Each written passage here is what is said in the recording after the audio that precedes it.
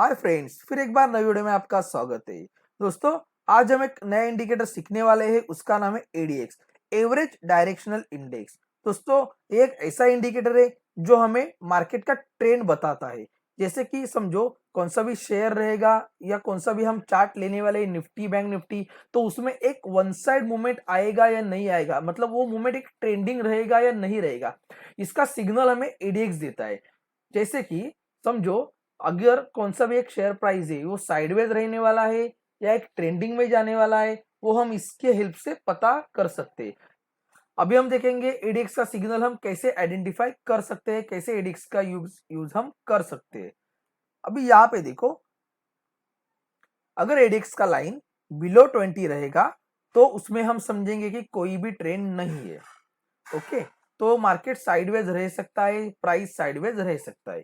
अगर समझो एडीएक्स अबो 20 चला जाता है और 20 और 45 के बीच में है, तो हम क्या समझेंगे कि प्राइस एक ट्रेंडिंग मूवमेंट में रह सकता है। ठीक है, तो यह अपना संकेत है कि प्राइस एक ट्रेंडिंग मूवमेंट में रह सकता है। अगर समझो एडीएक्स अबो 45 जाएगा, तो हम समझ जाएंगे कि वो वहां पे ट्रेड रुक सकता है। मतलब प्राइस का जो मूवमेंट है वहां पे कहाँ पे भी हमें रुकता हुआ नजर आएगा, तो हम वहां पे अगर हमने कौन सा भी ट्रेड लिया है तो उस टाइम पे हम वहां पे एग्जिस्ट का सोचेंगे। ठीक है, तो इसी हिसाब से हम एडीएक्स का यूज करने वाले। बहुत ही इजी इंडिकेटर है। जैसे कि हमें खाली 20 टू 45 और अबो 45 ये सिग्नल हमें देखने हैं, तो यही सिग्नल हम अभी देखो चार्ट में हम यहाँ पे देखेंगे। ठीक है, तो चलते हैं हम अभी डायरेक्ट चार्ट पे। अभी देखो, यहाँ पे मैंने बैंक निफ्टी का चार्ट लिया है। अभी इसमें हम एडीएक्स का पूरा इस्तेमाल कैसे करेंगे वो यहाँ पे हम देखने वाले हैं। इसके लिए मैं इंडिकेटर में जाके यहाँ पे मैं ऐड कर देता हूँ एडीएक्स। अभी यहाँ पे देखो, एडीएक्स का जो ये सेटिंग है ये 14 डेज का है, तो इसमें हमें कुछ भी चेंज नहीं करना है।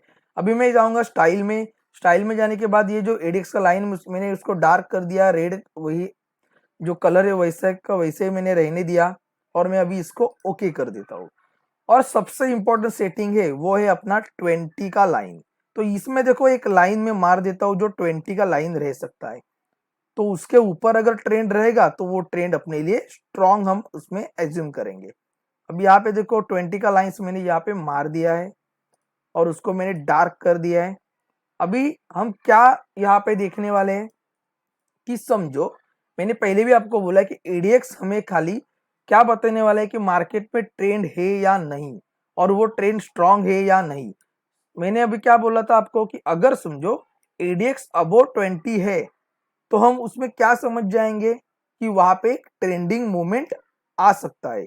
और अगर एडीएक्स बिलो 20 है, तो हम क्या एज्यूम करेंगे कि वो ट्रेड खत्म हो गया है, कि उसमें अभी हमें ट्रेड लेने जैसा नहीं है, मतलब वो साइडवेज जा सकता है या ट्रेंड हमें वहां पे वन साइड नहीं मिलेगा।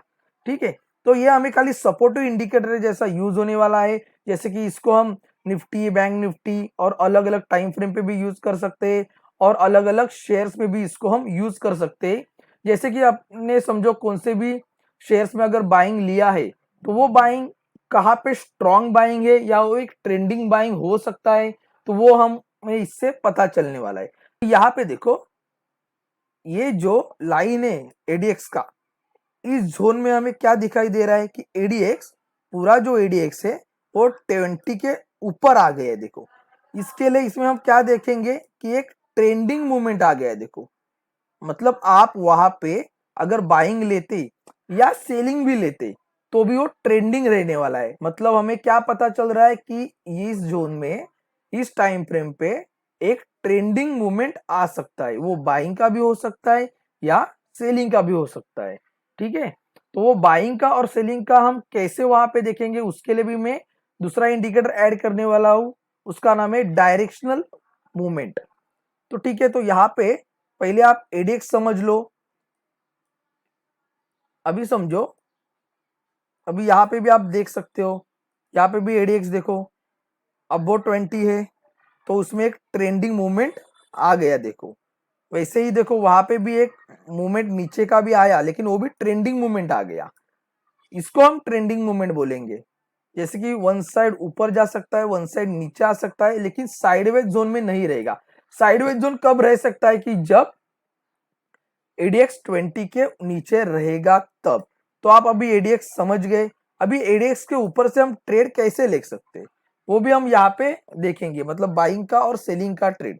तो मैंने अभी यहाँ पे दूसरा इंडिकेटर में अभी ऐड कर रहा हूँ, उसका नाम है डायरेक्शनल मूवमेंट। अभी वो भी मैंने यहाँ पे ऐड कर दिया। अभी इसमें हमें खाली प्लस डीआई और माइनस डीआई ये दो ही इंडिकेटर चाहिए हमें यहाँ पे, मतलब ये दो ही लाइन हमें यहाँ पे चाहिए।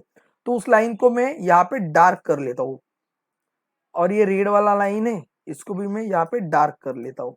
अभी ये बाकी के सब जो लाइन्स है वो मैं यहाँ पे निकाल दूंगा। अभी मैंने यहाँ पे ओके कर लिया।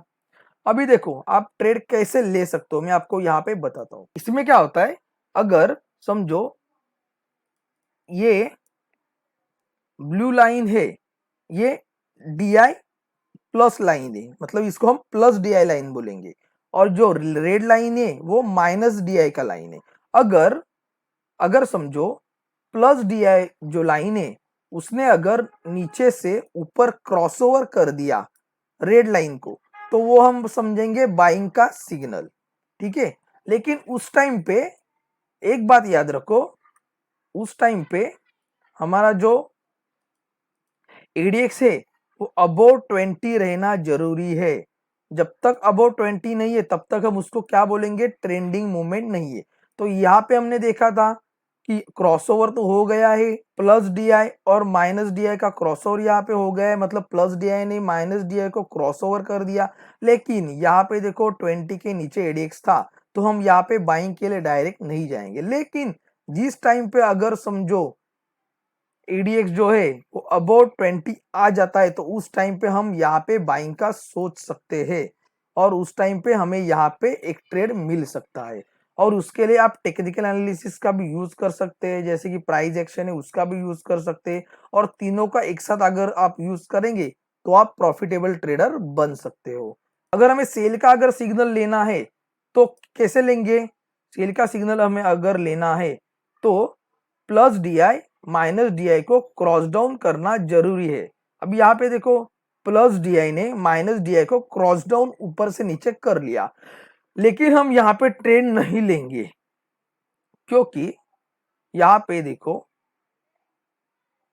जो अपना एडीएक्स है वो बिलो 20 आना चालू हो गया है। इसका मतलब वहां पे ट्रेंड एग्जॉस्ट हो गया, वहां पे ट्रेंड अभी खत्म होना चालू हो गया।